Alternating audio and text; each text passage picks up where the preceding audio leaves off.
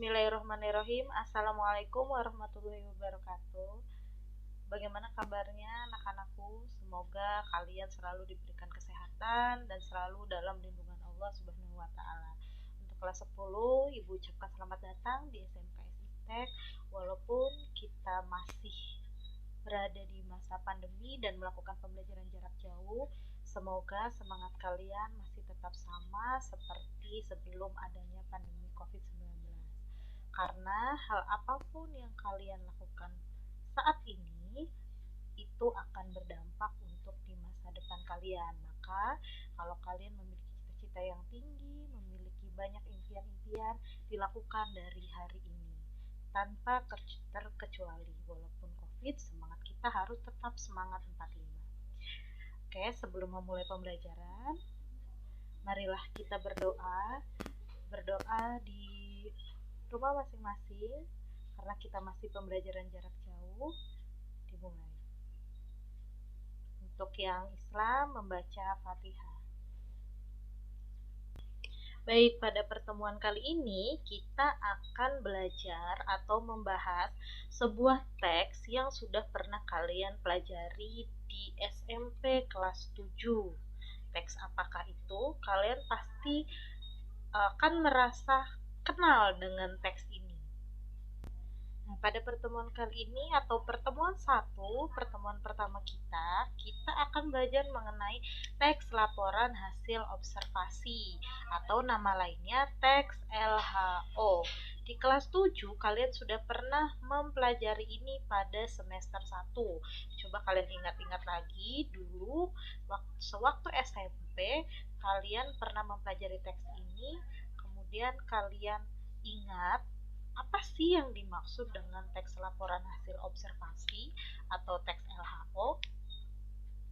Ibu berikan waktu 5 detik untuk kalian mengingat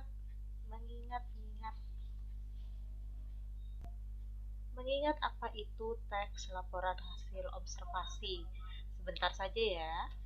Apa yang terlintas di dalam pikiran kalian ketika mendengar atau membaca kata observasi, laporan hasil observasi?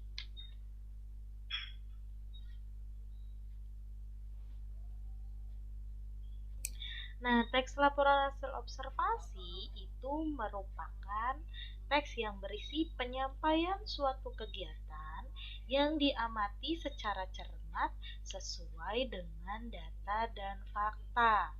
Laporan hasil observasi terbagi menjadi tiga kategori umum, yaitu fenomena alam, peristiwa budaya, dan kondisi sosial. Jadi maksudnya teks laporan hasil observasi ini ketika kalian mengamati sesuatu, mengamati kegiatan, mengamati sebuah objek yang diamati secara cermat sesuai dengan data dan faktanya. Fakta itu kan artinya benar-benar terjadi atau sesuatu yang nyata ya, maka itu dinamakan dengan teks laporan hasil observasi. Contohnya yang sedang menimpa kita saat ini yaitu virus COVID-19. Nah, virus COVID-19 ini banyak berdampak dalam seluruh aspek kehidupan, salah satunya pendidikan ya, salah satunya dalam aspek pendidikan. Pembelajaran di masa COVID-19 ini menjadi terganggu, yang dulunya luring menjadi PJJ atau pembelajaran jarak jauh atau daring.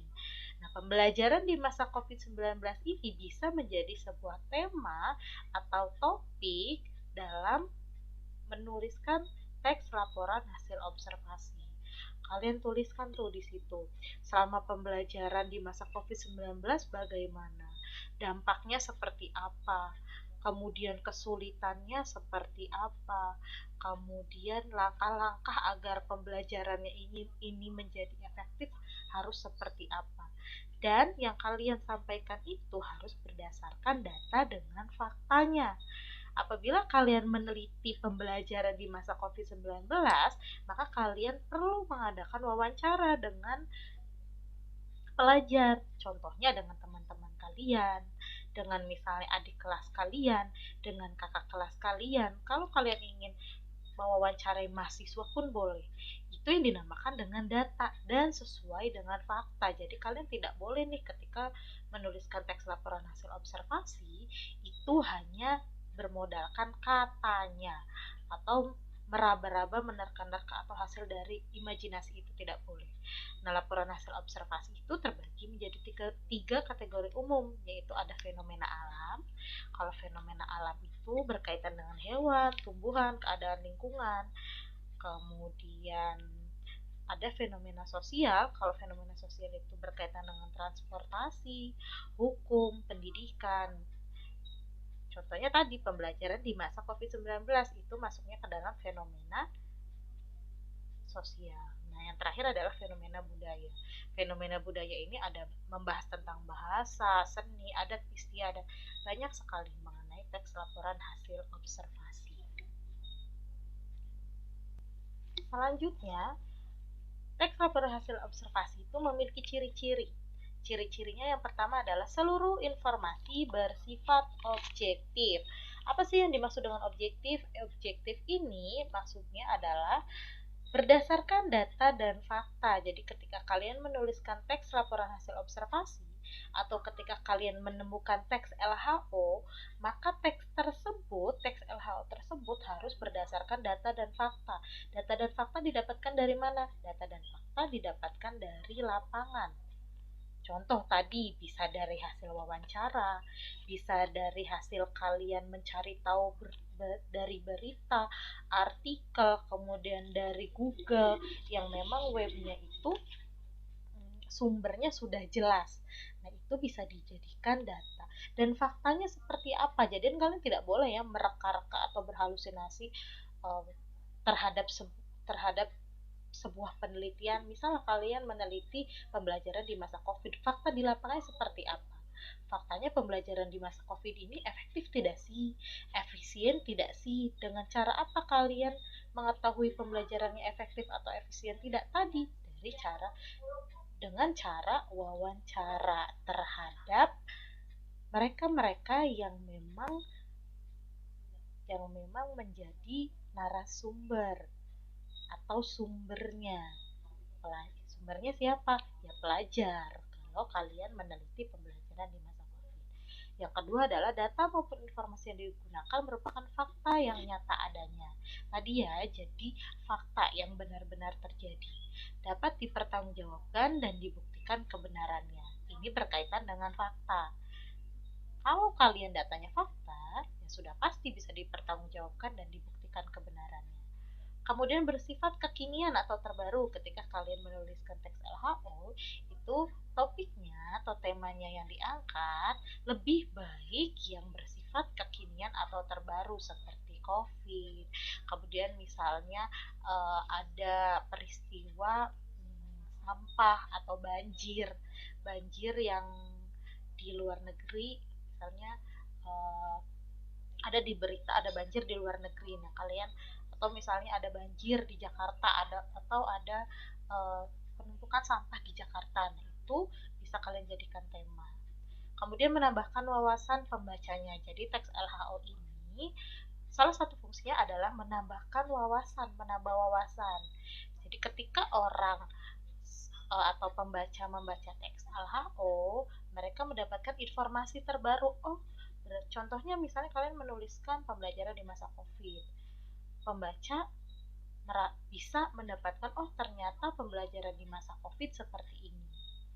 Buruknya seperti ini, bagusnya seperti ini, atau positifnya seperti ini, negatifnya seperti ini.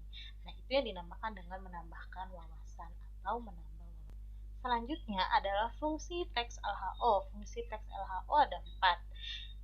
Yang pertama, melaporkan hasil pengamatan dari suatu kegiatan atau penelitian. Jadi, ketika kalian melakukan sebuah kegiatan atau penelitian, misalnya kalian meneliti katak atau meneliti kupu-kupu, atau misalnya kalian meneliti Rafflesia arnoldi atau bunga bangkai.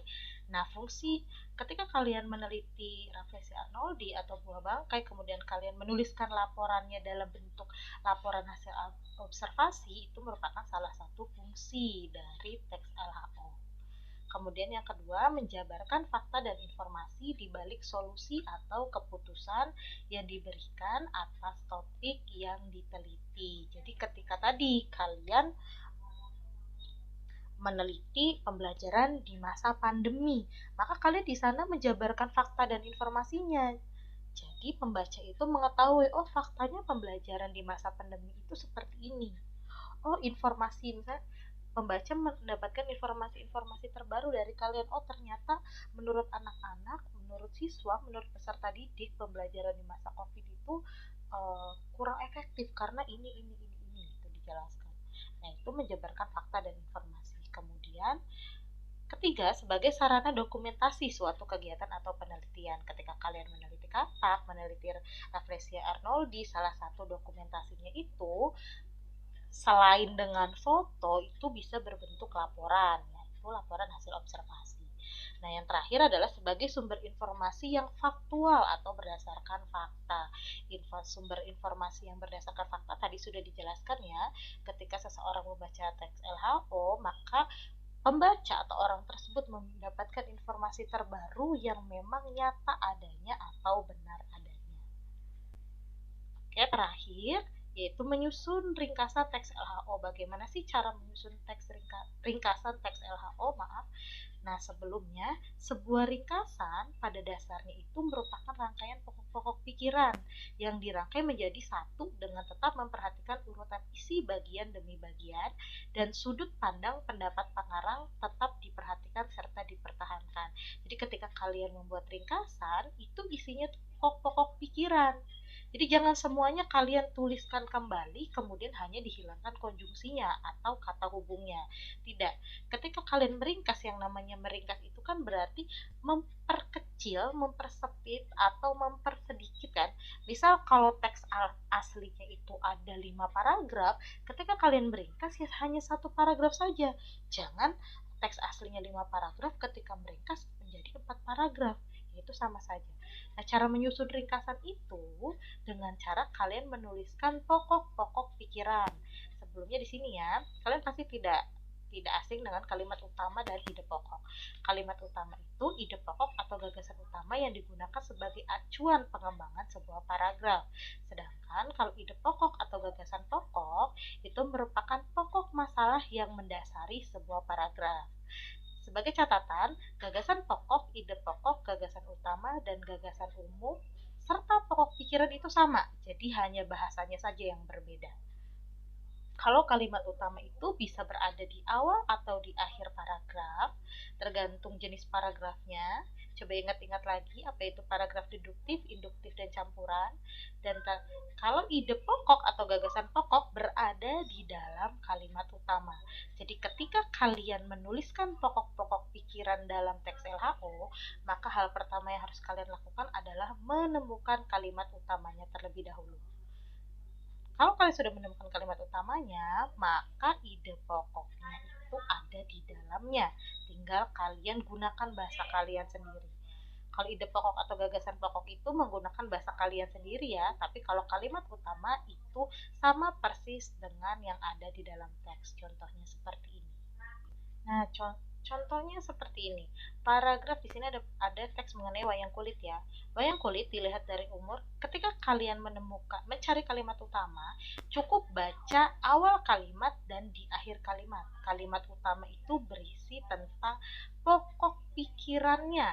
Jadi pokok pikiran atau ide pokok atau tema pokoknya dari paragraf ini tuh, atau bahasa mudahnya, apa sih yang dibahas, apa yang dibahas dalam paragraf ini itu ada di dalam kalimat utama. Bisa dilihat di kalimat pertama atau di kalimat terakhir. Wayang kulit dilihat dari umur dan gaya pertunjukan pun dibagi lagi menjadi berbagai macam bermacam jenis. Maaf, nah ini adalah kalimat utamanya ya. Kalian ambil gagasan utamanya atau ide pokoknya. Ini untuk dijadikan ringkasan. Wayang kulit memiliki berbagai macam jenis jika dilihat dari umur dan gaya pertunjukan. Sampai semua paragraf yang ada di dalam teks. Nah, nanti jika kalian sudah menuliskan gagasan utamanya, ini kalian rangkum, kalian satukan menjadi sebuah ringkasan. Jadi kalau ada 5 paragraf, maka kalian cari 5 gagasan pokoknya dan dan dijadikan satu atau digabungkan itu menjadi sebuah ringkasan atau rangkuman. Sampai di sini bisa dipahami ya. Baik, kita akhiri pembelajaran pada pertemuan kali ini. Semoga kalian tetap sehat dan tetap semangat. Apabila ada yang ingin ditanyakan atau masih ada yang kurang jelas, silahkan kalian tuliskan pertanyaan kalian di kolom diskusi pada web PJJ. Kurang lebihnya Ibu mohon maaf. Wassalamualaikum warahmatullahi wabarakatuh.